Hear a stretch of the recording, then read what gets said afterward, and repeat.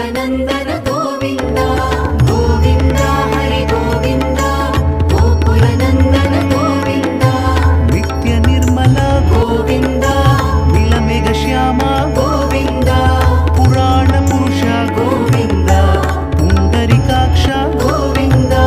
गोविन्द हरि गोविन्द गोकुलनन्दन गोविन्द गोविन्द हरि गोविन्द गोकुलनन्दन गोविन्द नन्दनन्दन गोविन्द नवनीत चोर गोविन्द पशुपालक श्री गोविन्द